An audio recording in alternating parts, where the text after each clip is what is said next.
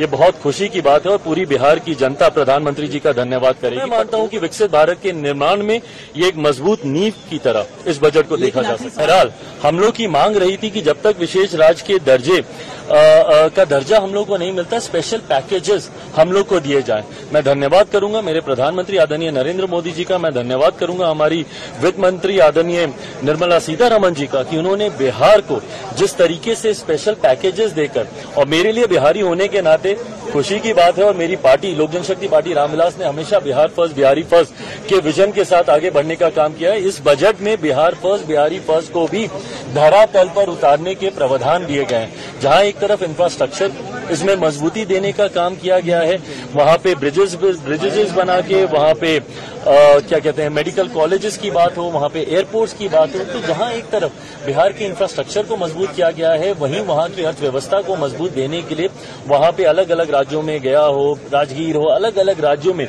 जिस तरीके से टूरिज्म को भी वहां पे बढ़ावा देने के लिए प्रावधान किए गए हैं, जिस तरीके से बाढ़ की एक बहुत बड़ी समस्या जिससे हम लोग हमेशा दशकों से हम लोग परेशान रहे हैं, उसके भी समाधान का जिक्र इस बजट में किया गया है। तो मैं मानता हूं बिहारियों के लिए ये बहुत खुशी की बात है और पूरी बिहार की जनता प्रधानमंत्री जी का धन्यवाद करेगी। बट ओवरऑल भी अगर इस बजट को देखा जाए तो पूरी तरीके से समावेशी बजट है। पिछले 10 सालों में भारत की अर्थव्यवस्था, एक मजबूत अर्थव्यवस्था का लाभ हमारे समाज के हर वर्ग को मिले, युवाओं को मिले, महिलाओं को मिले, किसानों को मिले, मध्य वर्ग के लोगों को मिले, इस बात का ध्यान भी इस बजट में रखा गया है। मैं मानता हूं कि एक बजट, ऐसा बजट जो युवाओं से जुड़ी सबसे बड़ी समस्या बेरोजगारी का भी जिक्र करता है। एमएसएमई सेक्टर को जिस तरीके से मजबूती देने की बात की गई है, इसमें एमएसएमई सेक्टर एक रीढ़ की हड्डी है हमारे देश की अर्थव्यवस्था को लेकर। तो मैं मानता हूं कि विकसित भारत के निर्माण में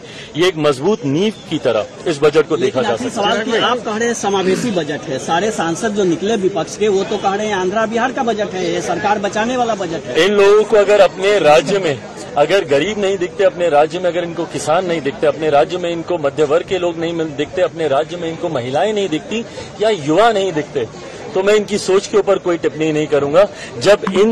इस वर्ग का जिक्र किया गया तो इस वर्ग से आने वाले हर व्यक्ति, भले वो किसी भी राज्य में रहता हो, उसकी सुविधा का जिक्र किया गया। जब आम आदमी की आमदनी को बढ़ाने का